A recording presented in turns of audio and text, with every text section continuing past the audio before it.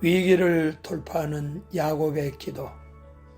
야곱의 공포 자체이며 드라마 같은 형 에서가 400명의 장정을 거느리고 다가옵니다.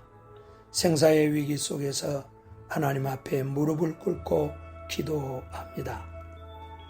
첫째는 하나님의 약속을 기억하고 기도했습니다.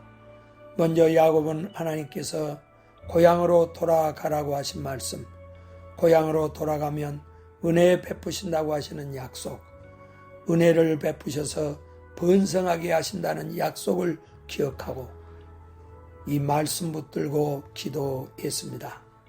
우리도 그렇습니다. 위기 때 기도해야 합니다. 하지만 그냥 기도하면 안 됩니다. 하나님의 말씀을 붙들고 약속 속에서 기도해야 합니다. 그 약속을 붙들고 기도함으로 더욱 온전한 기도, 힘있는 기도를 올릴 수 있습니다.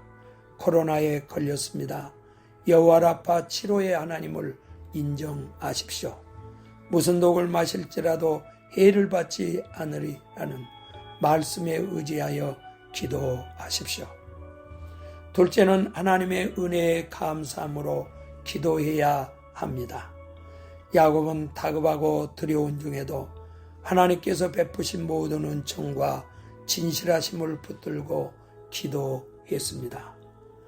과거 그는 혀를 단신, 손에 아무것도 없이 지팡이 하나만 가지고 형, 그것도 한날 태어난 쌍둥이 형의 칼을 피해 도주해야 했습니다. 그런데 하나님의 은혜를 베푸셔서 밧다람에서 결혼을 하고 자녀를 낳고 가정을 세우고 물질적으로 큰 부를 얻게 되었습니다. 위기 중에도 이 은혜를 기억함이 그로 위기에서 빠져나오게 한 것입니다. 욥도 물질, 자녀, 질병의 큰 위기 가운데 감사했고 예수님도 죽고 썩은 나사로의 무덤 앞에서 감사하며 기도하시고 나사로를 깨우셨습니다. 여러분이 위기 속에 있습니까?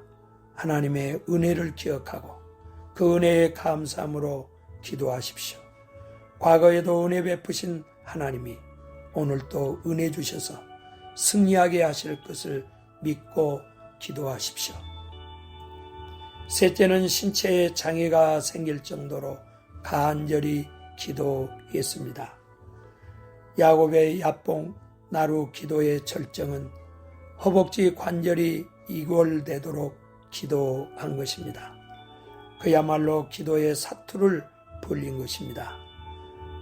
밤을 새워 동이 틀 때까지 기도한 것입니다.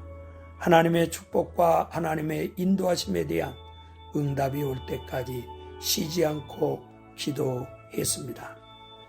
그래서 예수님은 낭망하지 말고 기도하라 하시며 하나님께서 그 밤낮 부르짖는 택하신 자들의 원한을 풀어주지 아니하시겠느냐 약속하셨습니다.